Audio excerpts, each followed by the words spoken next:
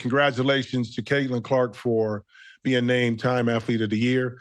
I get why people are so upset. I'm a basketball player and a basketball fan. There's a lot of dynamics and a lot of layers to this thing when it deals with Caitlyn Clark. But I will say that this is just my opinion. It's certain people, I don't care if you're black, white, Spanish, from Europe, it doesn't matter, that have it, that draw something, okay? And Caitlyn is one of those. It's the reason why Steph Curry, who may not be the best player, okay, in the NBA, but he draws differently. He draws different. He can be marketed differently than other players. It's some players who may be considered better, maybe a Kevin Durant. But the market, to market Kevin Durant is a lot different than marketing Steph Curry.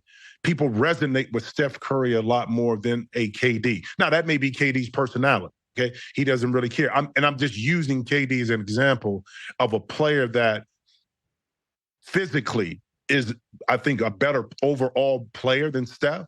But Steph, from a marketing perspective, is more valuable in terms of marketing and what he brings to the table. And that's what I see with Caitlyn Clark. Caitlyn may not be, A'ja Wilson is the best player in the WNBA, but Caitlyn is more marketable because people tend to resonate. I don't care, black, white, whatever it may be. And now there is a race component to it. It always will be in some regards, okay?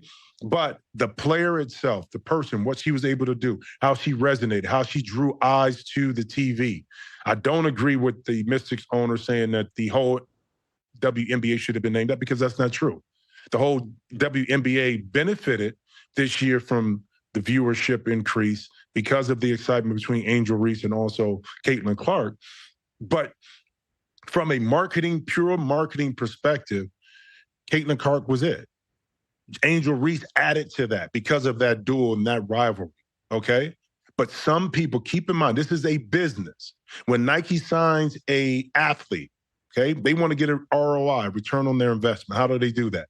Because that athlete resonates. You understand that Caitlyn Clark, her jerseys, her apparel, if she has an apparel deal, her shoes will sell. There's some other players that get deals, men and women, okay, that have signature shoes that, despite how good they are as a player, great as they are as a player, they don't move product because it doesn't resonate. It doesn't translate. What translates is when Caitlyn Clark came into the league and 30,000 jerseys were already ordered, that the Indiana Fever, the season tickets were already sold out.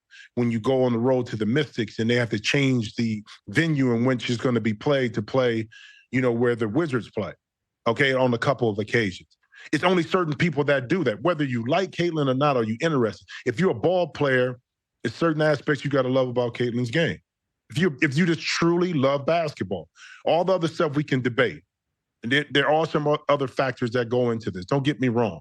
But purely from a basketball perspective and what she brought to the WNBA, along with Angel Reese and the other players who, I think in the last 3 or 4 or 5 years, from a marketing perspective, have really added so much value to where they're going, hence they signed a new TV deal, that she deserved it. Now, other stuff we can get into later on, different conversations, deeper, but to me, that's where it's at with Caitlyn Clark. So shout out to that. Check out new episodes of The Jim Jackson Show every Thursday. Watch on The Rich Eisen Show YouTube page. Follow the show on Instagram @Jim Jackson Show, or listen wherever you get your podcasts.